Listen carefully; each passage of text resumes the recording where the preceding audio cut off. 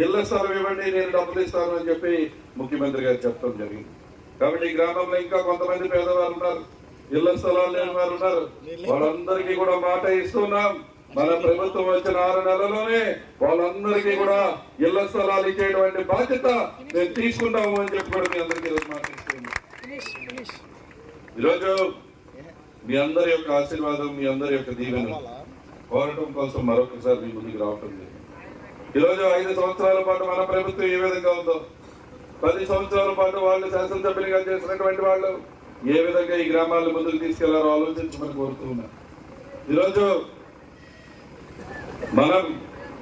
అన్న నామినేషన్ వేయడానికి వెళ్తూ ఉన్నాను, వచ్చి ఆశీర్వదించకంటే ఈ నియోజకవర్గంలో ఉన్నటువంటి ప్రతి అక్క, చెల్లి, అన్న, తమ్ముడు అంతా కూడా వాళ్లే నామినేషన్ వేస్తున్నట్టుగా వాళ్ళందరూ కూడా నన్ను ఆశీర్వదించే విధంగా 50,000 మంది పైచలిగా వచ్చి మనను ఆశీర్వదిస్తే ప్రతిపక్షాలు కూడా నామినేషన్లు వేస్తూ ఉన్నారు.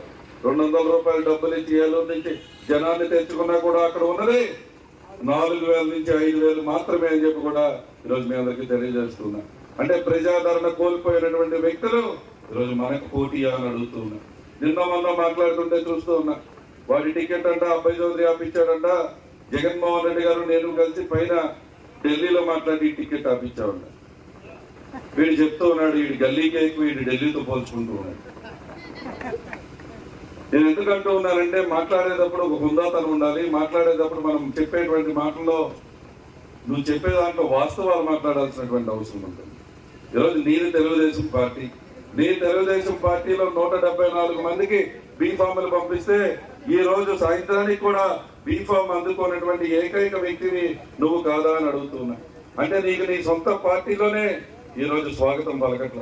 ఈరోజు చంద్రబాబు నాయుడు గారే నీకు డోర్ క్లోజ్ చేస్తూ ఉన్నాడు, లోకేష్ బాబు ఇంట్లోకి అడుగు పెట్టట్లేదని చెప్తూ ఉన్నారు. అయితే నువ్వు రేపు మాకొచ్చి నువ్వు సేవ చేసేది. ఈరోజు పోనీ నీకు చెప్తూ ఉన్నాం, 10 సంవత్సరాల పాటు నీ హయాం కానీ, ఈరోజు 5 సంవత్సరాలు, 2 సంవత్సరాలు కరోనాలో పోయినా 3 సంవత్సరాల పాటు ఈ అబ్బాయి చౌదరి పరిపాలన కానీ చర్చించడానికి ఏ గ్రామంలో అయినా నువ్వు రెడీగా ఉన్నావా అని అడుగుతూ ఉన్నాం. ఎక్కడైనా ఎక్కడైనా రెడీగా చర్చించడానికి మేము సిద్ధంగా ఉన్నాం. నేను ఏం సంక్షేమం చేసాం, ఏం అభివృద్ధి చేశాం. ఈరోజు అంతేగాని మాయ మాటలు మాట్లాడుతూ బాక్సులు తెరిస్తే అంటున్నాడు ఇందాక. ఆ బాక్సులు తెరిసే రోజు దగ్గరలోనే ఉంది. బాక్సులు తెరిసినప్పుడు ఈ దెందలూరు నియోజకవర్గం కొట్టారి అడ్డాగా ఏ విధంగా ఉందో జగన్మోహన్ రెడ్డి గారు ఏ విధంగా ఆశీర్వాదం పొందుతారో మీకే తెలుస్తుంది అని చెప్పి ఈరోజు తెలియజేస్తున్నా. ఈరోజు నేను ఈ నియోజకవర్గాన్ని అభివృద్ధి పదంలో నడిపించాలని మేము అనుకుంటూ ఉన్నాం. ఈ నియోజకవర్గాన్ని సంక్షేమం వైపు నడిపించాలని మేము అనుకుంటూ ఉన్నాం.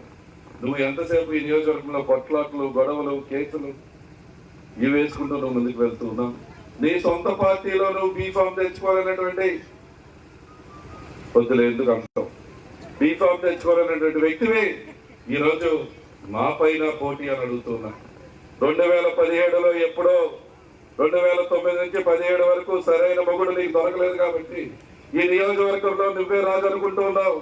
నేను 2017లో వచ్చిన రోజులు చెప్పా, నీకు సరైన మొగుడిని వచ్చా నీ ఆట చేస్తా అని చెప్పడం జరిగింది. 2017 నుంచి ఈ రోజు వరకు నువ్వు చూసుకొని యొక్క ఒక్కొక్క మెట్టు దిగుతూ ఏ విధంగా వెళ్ళేటట్టు చేసావు గుర్తుపెట్టుకో. ఓటమి అంటే ఏంటో తెలియదు అన్నావు. నీ మీద జగన్మోహన్ రెడ్డి గారు పోటీ చేయాలన్నావు, పవన్ కళ్యాణ్ గారు వచ్చి పోటీ చేయాలన్నావు. నేను ఆ రోజు చెప్పా, లెక్క మార్చడానికి కొట్టారి కొడుకు వచ్చాడు, లెక్కలు సరిచేయడానికి వచ్చాడు ఆ రోజు చెప్పా. ఆ రోజు చెప్పిన విధంగానే ఈరోజు లెక్కలు సరి చేసుకుంటూ వచ్చాం. ఎంతో మంది మా వైఎస్ఆర్ కాంగ్రెస్ పార్టీ కార్యకర్తల్ని కటకటాలు లెక్క పెట్టి నువ్వు అక్కడ కూర్చుని పెట్టుకుంటావు. అదే విధంగా అదే కటకటాల రుచి 74 రోజులు రుచి చూపించింది ఈ కొట్టారనే విషయం నువ్వు గుర్తుపెట్టుకోవాలని తెలియజేస్తున్నాను. ఈరోజు నువ్వు మాట్లాడేటప్పుడు నువ్వు హుందాగా మాట్లాడితే నేను హుందాగా మాట్లాడతా. నువ్వు లేకపోతే నువ్వు తెలుసుకో, ఏ గ్రామమైనా ఏ సెంటర్ అయినా దుగ్గురాల సెంటర్ అయినా కూర్చుని చర్చించుకున్నావంటే నీ 10 సంవత్సరాలు నువ్వేం చేసావో తెచ్చుకో, ఈ 5 సంవత్సరాల్లో నేను ఏం చేశానో తెచ్చుకుంటా. అప్పుడు ప్రజలే నిర్ణయిస్తారు. అంతేగాని నువ్వు వచ్చి నీ తాటాక చెప్పులకి భయపడిపోవడానికి ఇది గతంలో దెందలూరు కాదు. జగనన్న సైనికులు, కోటారు అభిమానులు కోట్లాది మందికి కాబట్టి ఈరోజు నీకు ఒకటే తెలియజేస్తున్నాం, యుద్ధం ఆరంభమైంది. యుద్ధంలో ఎవరు గెలుస్తారో ప్రజలు నిర్ణయిస్తారు. కానీ ఈరోజు మాకు ప్రజల యొక్క ఆశీర్వాదాలు బలంగా ఉన్నాయి. మేము ఈ రోజు గెలవటానికో ఆ బాక్స్ ఓపెన్ చేసినప్పుడు అబ్బాయి చౌదరి గెలిచాడు అని అనిపించుకోవడానికి మేము ఈ రోజు రాజకీయం చేయట్లా. 50,000 మెజార్టీతో బెంగళూరు గడ్డ మీద వైఎస్ఆర్ కాంగ్రెస్ పార్టీ విషయంగా చెప్పడానికి మాత్రమే రాజకీయం చేస్తున్నాం అనే విషయం గుర్తు పెట్టుకోండి. చాలా మంది చాలా మాట్లాడుతున్నారు. చాలా మంది డబ్బు సంచులు పట్టుకెళ్లి జనాన్ని కొందామని ప్రయత్నం చేస్తున్నారు. అన్ని అబ్జర్వ్ చేస్తున్నా. ఇక్కడ సాఫ్ట్వేర్ అనుకుంటున్నారేమో, హార్డ్వేర్ లోపల అలాగే ఉంది. గుర్తు పెట్టుకోండి. ఒక్కొక్కడికి లెక్కలు సరి చేస్తా చెప్తున్నా. ఎక్కడైతే ఏదైతే పెద్ద పెద్దగా స్థాపించారో మళ్ళీ భూలోకంలోకి తీసుకొచ్చేటువంటి బాధ్యత నేను తీసుకుంటాను అని చెప్పి కూడా మీ అందరికీ తెలియజేస్తున్నా. ఈరోజు ఎవరి కాళ్ళు ఈరోజు మేమేమి మాట్లాడలేదు కదా అని చెప్పి, మేమేమి చేయట్లేదు అని చెప్పి చేతగాని తనం అనుకుంటున్నారేమో. ఈ 2024 నుంచి 29 వరకు ఎవరైతే జెండా మోసారో వాళ్ళే నా అన్న, వాళ్ళే నా తమ్ముడు, వాళ్ళే నా బాబాయ్, వాళ్ళతోనే నా ప్రయాణం ఉంటుంది. అక్కడ జగనన్న పట్టణం వచ్చినా కోటారు అడ్డంగా నిలబడైనా సరే మా కార్యకర్తలకే ముందు అన్ని పథకాలు వచ్చే విధంగా చేసే బాధ్యత తీసుకుంటాం. ఈ రోజు మీ దగ్గర గోలు సంఖ్యలు ఉన్నాయి. ఈ రోజు మా వైఎస్ఆర్ కాంగ్రెస్ పార్టీ కార్యకర్తల దగ్గర అందరి దగ్గర గుండెల్లో బలం ఉంది. ఈ రోజు మా వైఎస్ఆర్ కాంగ్రెస్ పార్టీ కార్యకర్తల దగ్గర ఎంతో ప్రేమ ఉంది. మా వైఎస్ఆర్ కాంగ్రెస్ పార్టీ కార్యకర్తల దగ్గర చిత్తశుద్ధి ఉంది.